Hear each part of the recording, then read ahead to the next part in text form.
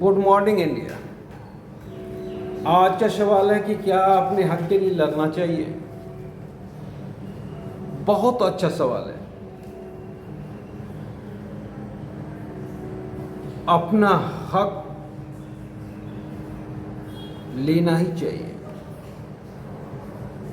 अगर हमारे हक के लिए हमारे पूर्वज नहीं लड़े होते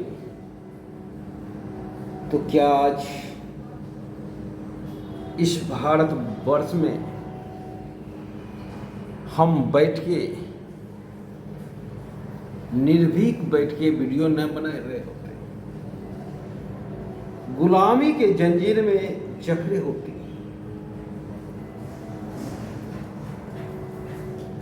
हर परिस्थिति में अपने लिए लड़ना चाहिए और जब तक आपके शरीर में एक भी खून का कतरा रहे तब तक लड़ते रहिए। अपना हक मत छोड़िए। महाभारत में अर्जुन युद्ध से भाग रहा था, या यूं बोले कि अर्जुन सखे कृष्ण से बोले, हे सखा मैं किसको मारूं? कोई मेरा भाई है, कोई मेरा ताऊ है, कोई मेरा गुरु है, और क्या इसे मारकर हम राज कर सकेंगे? तो भगवान श्री कृष्ण बोले, मारना ही होगा। तुम क्षत्रिय हो और क्षत्रिय का परम कर्तव्य होता युद्ध करना। युद्ध से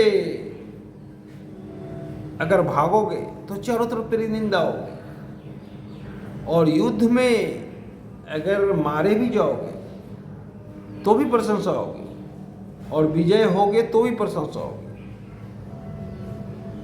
तो भगवान श्री कृष्ण ने पांडवों को बताया कि हक के लिए लड़ना चाहिए। बिहार में एक परिवार में राजनीतिक लड़ाई चल रही है। बड़ा बेटा बहुत सीधा है,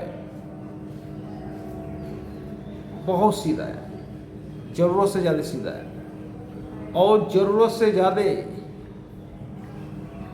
उसने अपने फैमिली पे विश्वास कर रखा है, भाई पे, माता पिता पे, बहन पे। और बदले में क्या मिला आज सब जान पाया कि उनको पार्टी से निकाला गया। फिर भी इतना सीधा है कि बोला कि बस माँ बाप अब जो कहोगे वो मेरे लिए आज्ञा है, आप देवताओं से भी मेरे लिए बढ़ के हो। तो ये होता है, और बेचारा कुछ अभी बोलने की स्थिति में नहीं है। पर मैं बोलता हूं, अगर तुम नहीं लड़ोगे तेरा अस्तित्व मिटा दिया जाएगा। तू कौन है तेरा नामो निशान मिटा दिया जाएगा।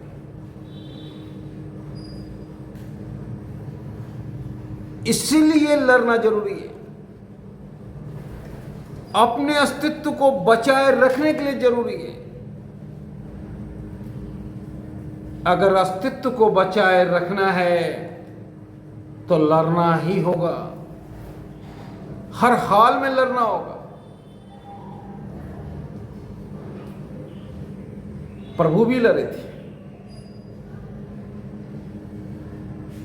प्रभु का कई एक बार लड़ाई हुआ था, चाहे प्रभु श्री राम हो या प्रभु श्री कृष्ण हो,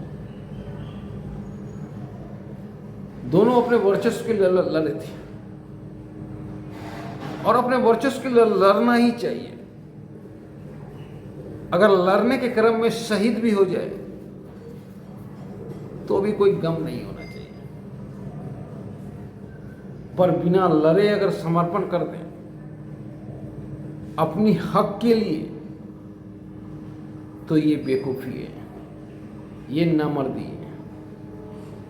इसीलिए लड़ना होगा, और इसीलिए जो हर घर में सीधे साधे होते हैं उसके साथ ये चीज होता है। ये दुनिया बहुत धोखेबाज है, यहां कोई अपना नहीं होता है। अगर कोई ये गलती कर रहा है कि ये मेरा अपना है, वही भूल है और कुछ नहीं है। इस दुनिया में जब तुम आते वक्त साथ नहीं थे, ना जाते वक्त साथ होगे, तो बीच के पीरियड में साथ कैसा हो ही नहीं सकते।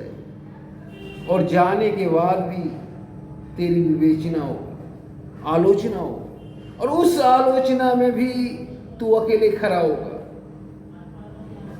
आज शास्त्री जी के बारे में हम लोग चर्चा करते हैं कि शास्त्री जी बहुत ईमानदार थे। उस आलोचना में ना तो शास्त्री जी का पत्नी खड़ा होता है, ना तो बेटा खड़ा होता है।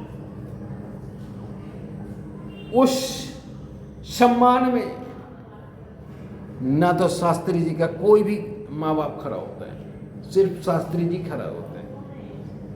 इसीलिए जब आपकी विवेचना होगी, आलोचना होगी या सम्मान दिया जाएगा, वो भी अकेले दिया जाएगा। तो हम यहीं पे गलती कर बैठते हैं। हम सोचते हैं ये मेरा अपना है, हर रिश्ते नाते पे विश्वास कर लेते हैं, और यही डिस्ट्रॉय का कारण होता है। आज बेचारे को घर से निकाल दिया गया, चुनाव अब वो नहीं लड़ पाएंगे अपने पार्टी से, और धीरे धीरे ऐसा ही सिचुएशन बना रहा तो उनका राजनीतिक अस्तित्व चौपटी हो जाएंगे। और वो बहुत भोले वाले इंसान है और दिल के बहुत सीधे हैं। तो ये होता है। तो अपने हक के लिए लड़ना चाहिए हर आदमी से। धन्यवाद।